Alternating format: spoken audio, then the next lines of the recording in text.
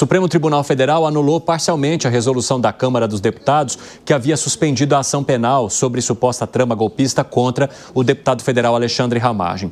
Eu vou com a Janaína porque eu quero saber a expectativa dessa semana, a reação de Hugo Motta e o que isso pode criar de estremecimento ou não na relação entre os poderes. Conta pra gente, Jana. Pois é, Evandro, e olha só, a oposição na Câmara dos Deputados, especialmente o PL, está tratando aí com o presidente da Câmara, Hugo Motta, tentando convencê-lo a reagir, a ter alguma medida ali, tomar alguma medida com relação a essa decisão da primeira turma, na semana passada, que suspendeu ali parte, né, dessa resolução que foi aprovada pela Câmara dos Deputados. E no que o PL aposta aí, que o presidente da Câmara, Hugo Motta, apresente um recurso, diretamente ele apresente um recurso a essa decisão da primeira turma e um recurso no plenário dos 11 ministros. Só que, Evandro, isso é tecnicamente impossível apresentar um recurso contra a decisão de um dos colegiados, porque o regimento aqui do STF entende que um colegiado não pode se sobrepor a outro ali numa decisão, né? Então, a gente tem o plenário dos 11 ministros, a gente tem a primeira turma, a segunda turma, então não cabe recurso, não cabe um recurso de um colegiado contra a decisão de um outro colegiado. Então, isso não é possível de verdade. Agora, uma saída seria o próprio ministro Alexandre de Moraes, que é o relator desse caso, decidir ele mesmo, dependendo dele mesmo ali especificamente, levar um recurso adiante. Agora, essa questão também pode ser tratada no plenário dos 11 ministros se o presidente Luiz Roberto Barroso, o presidente do STF, decidir levar para a pauta de julgamento uma das ADPFs, daquelas ADPFs que foram apresentadas aqui no STF, antes mesmo ali da decisão da primeira turma, né, de derrubar essa resolução da Câmara. DPFs que foram apresentadas ali alegando que, ao evocar o artigo 53 da Constituição, a Câmara dos Deputados ali aprovando essa resolução, se sobrepôs ali aos seus deveres de poder independente, porque nesse caso ali de Alexandre Ramagem foi evocado o artigo 53 em relação a condutas anteriores à diplomação dele como deputado federal. Então, que isso também não seria ali constitucional. Tem duas ADPFs que foram apresentadas aqui ao STF. Uma é do PSOL e outra foi apresentada pelo PDT e também pelo PT. Essa também seria uma solução para levar essa questão em discussão no plenário dos 11 ministros, mas fato é que a Câmara hoje, nessa semana, na verdade, tanto a Câmara como o Senado, né, estão esvaziados ali. O presidente Hugo Motta está em viagem internacional, mas as tratativas estão caminhando sobre este assunto, especialmente por parte ali do PL. Evandro. Obrigado pelas informações, Janaína Camelo. Um ótimo trabalho para você. Ô Zé Maria Trindade, qual é o clima no Congresso Nacional depois dessa decisão do Supremo Tribunal Federal?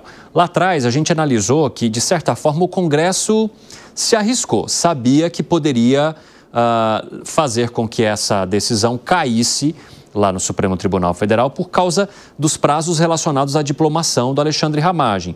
Crimes que, segundo a Procuradoria-Geral da República, teriam começado antes da diplomação e aqueles que, de fato, se concretizaram, no caso, os atos do 8 de janeiro, depois da diplomação. Mas há bastante divergência. Eu conversei com alguns advogados criminalistas e constitucionalistas e muitos ainda veem algumas questões e arestas que poderiam alterar o curso desse processo aí em relação a essa decisão do Congresso. Mas eu quero saber, no bastidor, como que essa decisão caiu.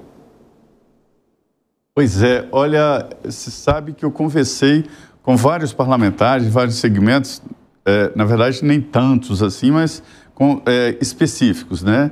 E há uma grande interrogação, viu? Eu não consegui tirar uma ideia do que vai acontecer. O resumo que eu daria, sim, é que está numa situação imprevisível. O que eu sei é que o presidente da Câmara, Hugo Motta, está procurando sair dessa saia justa, porque ele colocou em votação.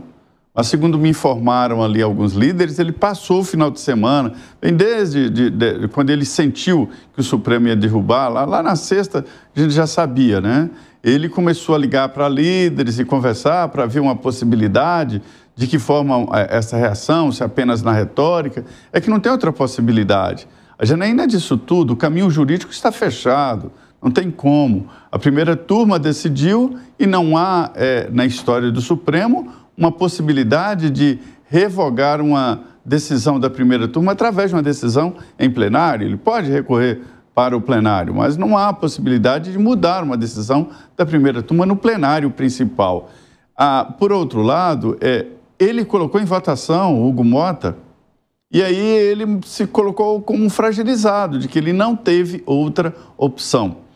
E, ao colocar em votação e votar daquele jeito, ele está sendo questionado duramente pelos partidos governistas. Ele atropelou geral. Aí ele se baseou no regimento interno da Câmara lá atrás, que não regulamenta muito bem esse tipo de decisão. Isso nunca aconteceu. Antes, o artigo 53 é o mais mexido da Constituição. O deputado e o senador tinham imunidade total. Para abrir um processo contra um deputado, era preciso a autorização da Câmara. A Câmara não dava, engavetava. Mas aí a própria Câmara, quando entendia que o deputado exagerou, ou estava roubando muito, ou matou um adversário político com motosserra, aí o que a Câmara fazia?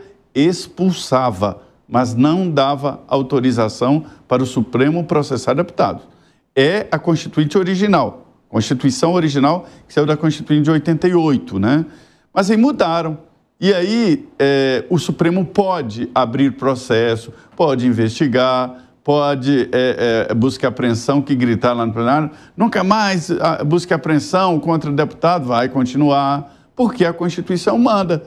Eu falei para um líder nessas conversas, falei, já que o senhor não está concordando, apresenta uma emenda à Constituição para voltar à Constituição original ou apresenta uma ação direta de inconstitucionalidade, porque se trata de uma emenda inconstitucional, é mudança de poderes. A Câmara e o Senado deram ao Supremo esse poder de investigar que não tinha, né, de abrir processo. Então é a realidade. Então, assim, quando o presidente colocou esse projeto para votar, ele sabia que seria derrubado no Supremo, mas não sabia a extensão. Veja bem, lá fala que depois de diplomado, um deputado só pode ser processado pelo Supremo Tribunal Federal e que a Câmara pode suspender a respectiva casa, o Senado ou a Câmara. Veja que não foi votado no Senado, só na sua respectiva casa. Mas o Alexandre Ramagem já estava diplomado. Na Constituição não fala em crimes que aconteceram depois da diplomação, fala depois de diplomado. Então, o Ramagem deveria, sim, ter o processo suspenso. Agora, sobre esse roldão de vários, aí é muito estranho que a Câmara possa suspender processos até de quem não tem imunidade ou até de quem não está nesse artigo 53 da Constituição. Então, foi falta de cuidado na hora de votar a proposta. Pois é. Muitos até analisaram ali nos bastidores do Supremo Tribunal Federal, Zé, que essa aceitação de Hugo Mota para a proposta e para a maneira como ela passou, você eximindo o deputado federal Alexandre Ramagem de todos os crimes que hoje estão nesta ação, foi uma forma de já jogar para o Supremo Tribunal Federal a responsabilidade. Olha, aqui a gente vai satisfazer de alguma maneira a vontade da oposição, que além disso está defendendo a questão relacionada à anistia para os condenados do 8 de janeiro, e aí o Supremo Tribunal Federal que se vire lá depois. A questão é que isso pode sim criar mais uma rusga institucional. Como é que se avalia, Segré? Mais uma. Não é a única, não é a primeira e certamente não será a última.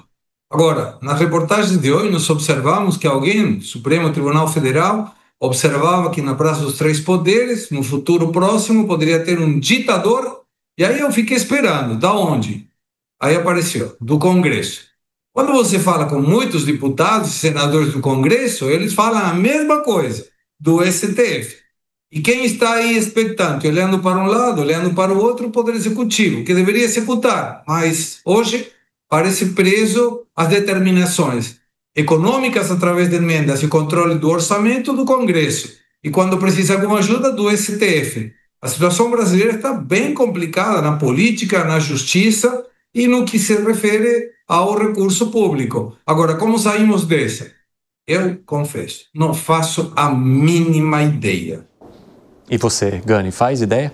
Olha, difícil, né? Você tem uma crise institucional entre o Parlamento e o Supremo Tribunal Federal, que não é com esse caso, já vem de muito antes. Eu diria que ela começa no governo Temer, principalmente ali com algumas decisões do Supremo Tribunal Federal, interferindo na gestão da Eletrobras, e depois uma série de decisões dali para frente que claramente eram decisões do parlamento. Então, descriminalização das drogas, aborto, piso de enfermagem, leis trabalhistas, entre outras, né? Então, a coisa escala a partir dali.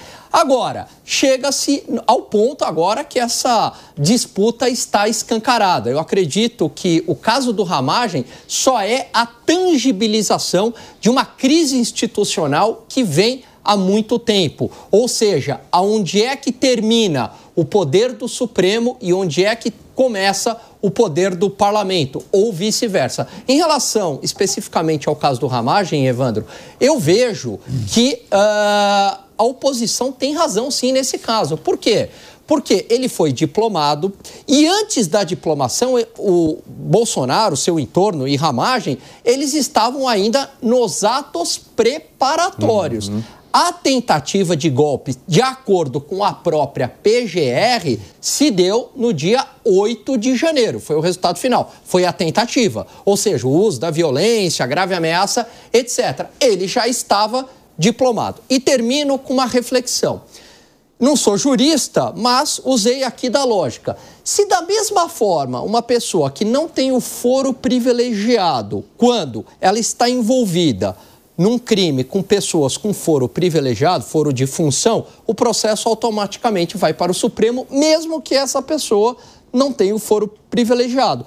Nesse caso, não valeria a mesma lógica? Ou seja, a anulação do processo para o Alexandre Ramagem não poderia ser uma anulação para todos aqueles que estavam envolvidos com ele e aí iria talvez para a justiça comum? Não sei. Fala, seu Piperno.